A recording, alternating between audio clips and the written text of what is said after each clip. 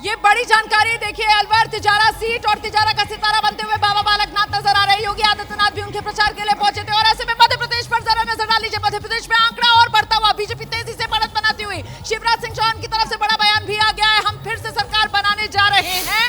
शिवराज सिंह चौहान को अपनी जीत का पूरा भरोसा, नतीजे बल्ले बल्ले बीजेपी के लिए नजर आ रहे हैं मध्य प्रदेश में।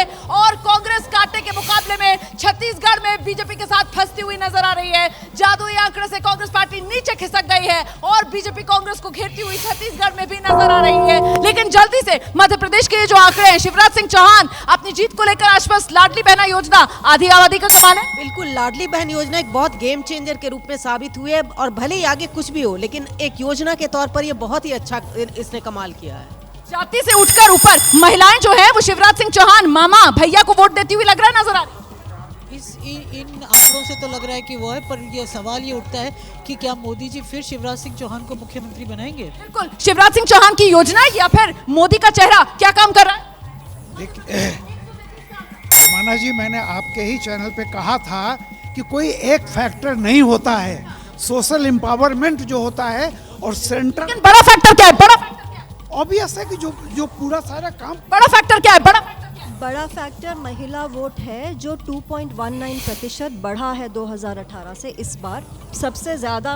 बिल्कुल, मध्य प्रदेश में ओवरऑल वोटिंग परसेंटेज बढ़ा इस बार। पिछली बार 75% था, इस बार 77% से थोड़ा ऊपर गया। और ये महिला वोटर जो ऐसा लग रहा है भैया को आशीर्वाद देती हुई बीजेपी बढ़त बनाती हुई मध्य प्रदेश में। भैया को आशीर्वाद देगी, भैया को तख्त पे ले जाएगी और वही भैया 24 तक मतलब कम से कम मुख्यमंत्री तो बनेंगे भाई। मुझे लगता है ये थोड़ी जल्दबाजी होगी, शिवराज सिंह चौहान को ताज मिलेगा या नहीं। लेकिन कमलनाथ वॉर रूम में, कांग्रेस पार्टी के कमलनाथ वहां पर मौजूद है, वॉर रूम में बैठे हुए हैं। हमने देखा था वोटिंग वाले दिन भी कमलनाथ की इसी तरीके की तस्वीर सामने आई थी और आज काउंटिंग वाले दिन भी कमलनाथ जो है मंथन करते हुए। फिलहाल मध्य प्रदेश में बीजेपी जबरदस्त अंदाज में लीड लेती हुई, बीजेपी 133, कांग्रेस 93, बीजेपी तेजी से बढ़त बना रही है मध्य प्रदेश में।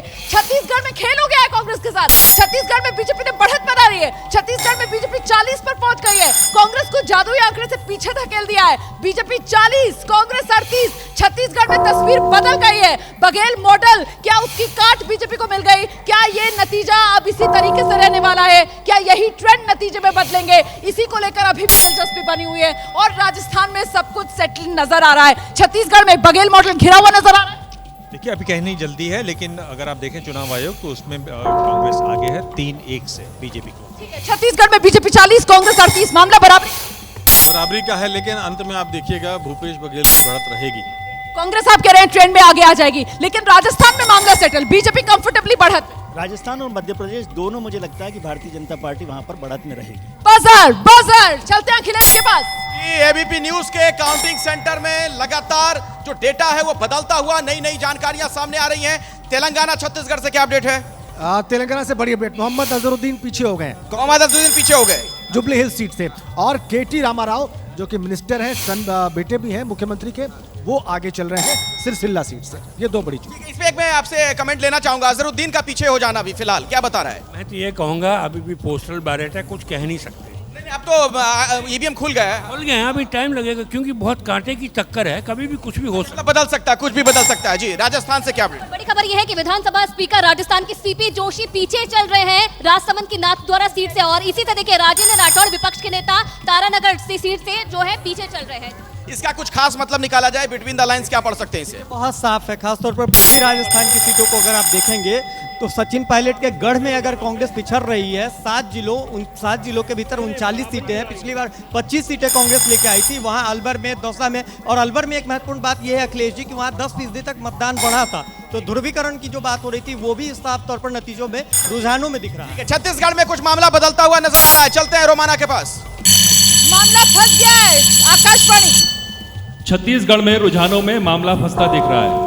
छत्तीसगढ़ में मामला फंसा हुआ है, बिल्कुल बराबरी पर मामला आकर अटक गया है। छत्तीसगढ़ में बीजेपी 44 और कांग्रेस 45, मतलब वो जो माना जा रहा था कि बहुत ही आसान और बड़ी जीत कांग्रेस पार्टी को छत्तीसगढ़ में मिल सकती है, शुरुआती रुझानों में ऐसा नहीं है। बीजेपी 44, कांग्रेस 45, मामला बिल्कुल बराबरी का। छत्तीसगढ़ में आंकड़ा देखिए किस तरीके से फंसा हुआ नजर आ रहा है। ये इतना करीबी मामला छत्तीसगढ़ में जाना है, क्यों उम्मीद थी?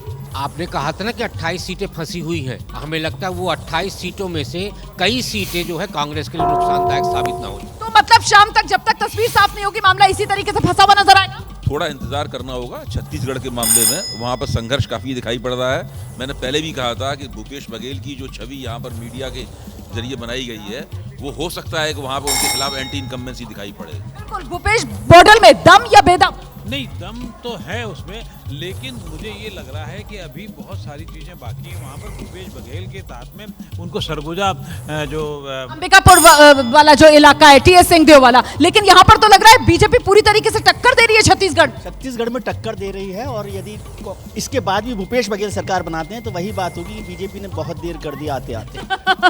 Buzzer counting centre, ABP news का काउंटिंग सेंटर लगातार लाइव अपडेट्स दर्शकों तक हम यहां से पहुंचा रहे हैं। क्या जानकारी अभी और मिल रही है आपको? बहुत दिलचस्प जानकारी है मेरे पास। नीमच, जहां से पिछली 3 बार से बीजेपी जीतती आई है, वहां से कांग्रेस आगे हो गई है। नीमच में कांग्रेस आगे हो गई। एक और अपडेट सीधी, 4 सीटें हैं।